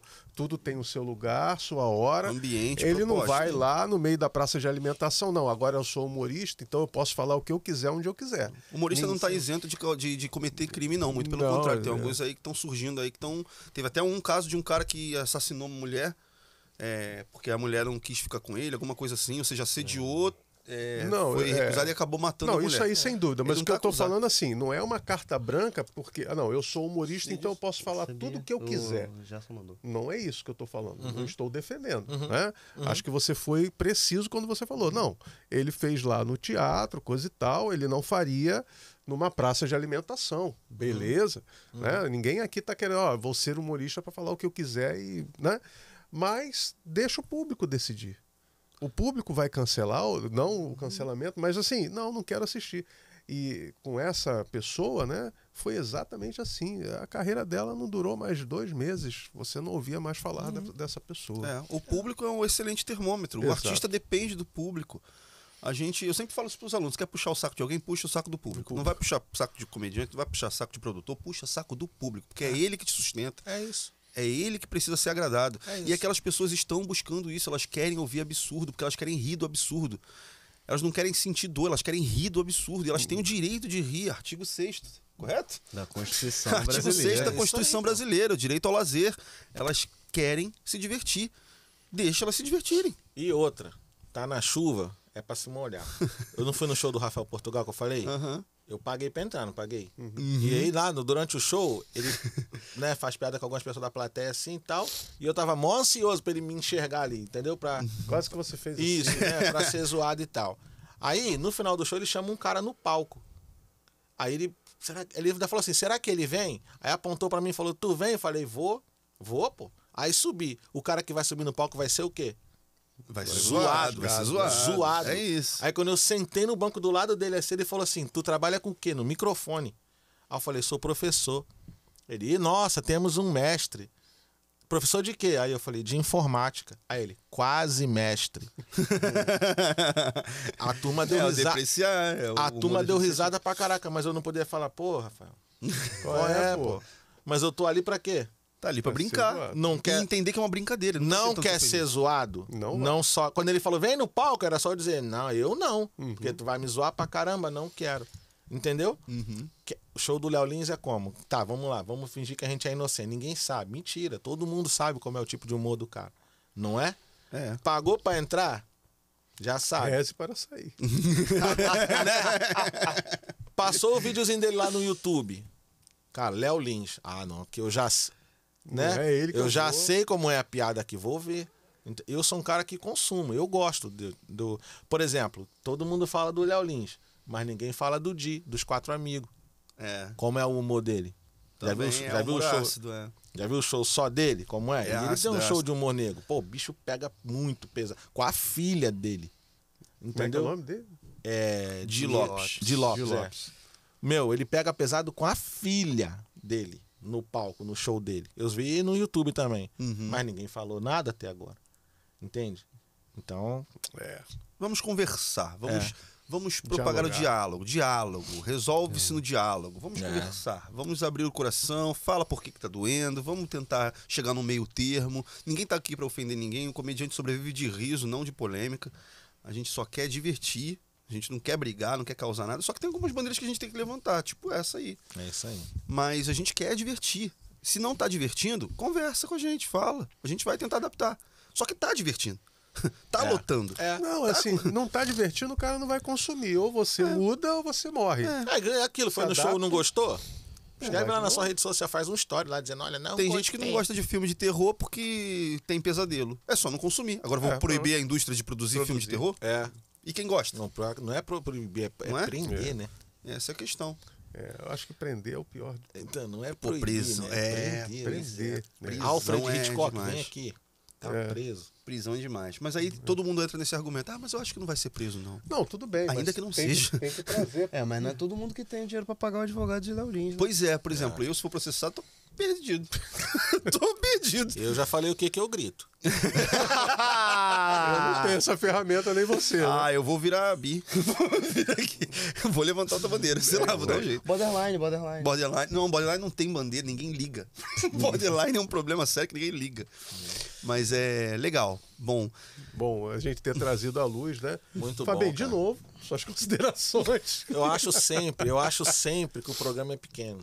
Eu acho sempre isso. Essa é sempre a minha dor aqui, sabe? 1h30. Então, por mim pode ter 5, 6, 7 programas. Primeiro que eu amo falar e amo escutar. Sempre as pessoas que sentam aí me enriquecem muito, sabe? Com o conhecimento de cada uma das pessoas que vem aqui. Porque, por exemplo, você, na maioria dos dias, fala sobre... comédia. E você? Humor também, arte. A maioria dos dias, né? Sim. Então, nós, a cada programa, falamos de assuntos diversos. Verdade. Entende? É um enriquecimento muito grande, entende? cara. Que maravilha. Então, por exemplo, Dudu estava aqui conversando com um cara do boxe, não é isso? E agora nós estamos conversando sobre comédia. E no próximo programa vamos conversar sobre uma parada totalmente aleatória. Então a gente vai enriquecendo muito a cada programa, né? Eu, pelo menos, sinto isso. Quero fazer É viciante, tá? É viciante. Né? Quero fazer aqui também menção ao meu retorno. Estou de volta aí na bancada junto com o meu parceiro, né? Sempre. Um prazer e uma honra estar aqui. Agradecer vocês pela presença, pelo enriquecimento do programa. Espero que esse não seja um programa de audiência como o nosso, né? 12 visualizações. Caraca, 1h30 sem alfinetar, hein? Mas esse é polêmico, ele é polêmico. A galera vai clicar. Vai andar, né? 17 visualizações do Dudu e 12 visualizações o meu. Conheço 8 dessas 12. Aí eu não sei o que é pior, né? Não sei se é pior eu como entrevistado, não sei. Tu como convidado. Eu sei que eu caguei os 2 programas. Espero que... Não, gente, assistam esse. Falei pouco nesse. Falei que era o policial bom, policial... Falei isso lá fora, falei. Enfim, aqui é um entrevistador bom, um entrevistador ruim. Então, de forma nenhuma. Brincadeira, gente, brincadeira. O programa foi o máximo. Eu tô muito amarradão nesse programa. Espero que vocês voltem mais vezes, né? Não para falar só desse caso, né? Porque também, mas para falar mais muito... alegre, uma coisa mais bacana. Mas para falar mais sobre o trabalho de vocês, sabe assim? Para mesmo divulgar e falar mais merda também, porque é assunto, né? Programa de comédia a gente fala muita merda. É bom. Mas é isso aí. Meu amigo, pode dar suas considerações finais. O que você achou do programa? Espero que tenha gostado. Volte sempre. Pô, um prazer enorme estar aqui com vocês para poder ter esse espaço de falar e dar uma visão jurídica também sobre o caso, que eu acho que é importante. Acho que fortalece o debate, fortalece quem está defendendo essa não censura também, a ter argumentos não só de lógica ou de argumentação, mas não se basear só em opiniões, se basear também em conteúdo jurídico. Peço que as pessoas procurem também saber mais e entender mais as leis. Vou, antes de fazer algumas considerações aqui, falar que nós tanto eu quanto o Léo, estamos com show. Léo é toda primeira sexta-feira do mês, é o Tomando no Curso, lá no Teatro da Nova Comedy. E o meu... Maturidade pra isso. Eu que sugeri esse nome. Pré-requisito, 5ª série. E o meu show, Simão e Amigos, está em toda última sexta-feira, que eu não sei quando que vai ser lançado esse podcast, no Teatro Nova Comedy também, que fica lá no centro do Rio. Já te dou a data agora, mas... Que é dia 27. 21. Então, dia 27, ó, sexta-feira. Vem assistir Simão e Amigos. No centro do Rio. Ingressos gratuitos, Avenida Rio Branco, número 185, sala 229, que horas? Frente ao VLT. 19 horas, da noite. Eu tenho um protesto a fazer. Por favor, coloquem espetáculos aos sábados. 7 horas eu ainda estou trabalhando. Não, mas aqui no centro... O centro, a galera quer sair do centro. Mas já sábado não tem. Happy hour. Sábado tá mortão, né? Sábado no centro é deserto. Sábado no domingo é mortão. Mas vai pro centro, vai em outro lugar também. Talvez tenha novidades em breve. Peraí, sexta-feira, 7 horas, no Teatro Nova Comedy, que fica no número 185, na sala 229 do edifício Marquês de Herval, que é em frente ao VLT da Carioca, em frente à saída A do metrô da Carioca. Facinho de chegar. Mais acessível que isso, só beijo de gente feia em bloco de carnaval. E encerrar com a seguinte frase: muitas vezes uma piada ela não é ofensiva, é só você que é uma pessoa muito chata. Boa. Uma ótima citação. Vamos, suas considerações. Obrigado, né, mais uma vez. Poxa, eu que agradeço. Primeiro pela prontidão e o carinho com que vocês me receberam.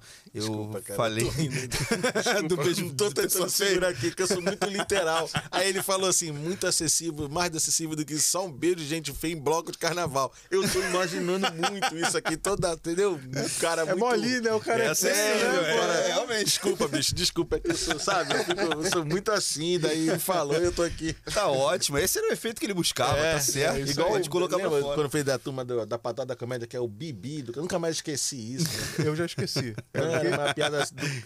tinha que ser uma piada rápida sobre o Kaique, né? No episódio que ele foi atropelado, daí... Aí foi não, ele faz um negócio da cantada, né? Eles tinham um quadro assim no show deles, né? A cantada no Kaique Brito, aí a piada Bibi. Entendeu? A cantada era essa. Só que foi na época que ele foi atropelado. Cara, eu passei mal aqui, mano. Passei mal. É bom, que maravilhoso. Mas enfim, vocês são anfitriões maravilhosos. Eu me senti muito em casa, como da outra vez que eu vim também. O papo fluiu, foi muito legal. Passou rápido, muito rápido. Muito rápido, cara. Então, realmente espero voltar algumas outras vezes, porque vocês são sensacionais. E queria chamar a atenção aqui, dar um recado pro pessoal, que comédia, ela se estuda, assim como música se estuda, assim como dança se estuda, assim como qualquer outra forma de arte se estuda. Então a comédia se estuda para você fazer, e nós lá na Nova Comedy estamos dispostos a receber você e te guiar pela mão por toda a técnica necessária para você transformar suas histórias de vida em piadas para fazer no palco de stand-up, ou para você se desinibir, perder a timidez, aprender a obter e reter a atenção de um público usando ali as válvulas e as ferramentas que a comédia proporciona. Então venha conhecer a Nova Comedy, Avenida Rio Branco, número 85, sala 229, centro do Rio, ou @Nova Comedy Oficial. Siga a gente nas redes sociais, @Nova Comedy Oficial, e procura o nosso trabalho. Você realmente vai gostar mais do que você imagina. Felipe, você quer dar o seu arroba? Dou com muito gosto.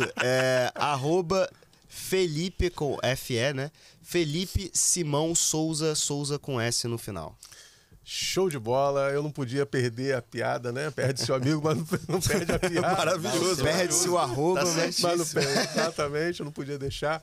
Fabinho, obrigado pela tua participação mais uma vez. Nada.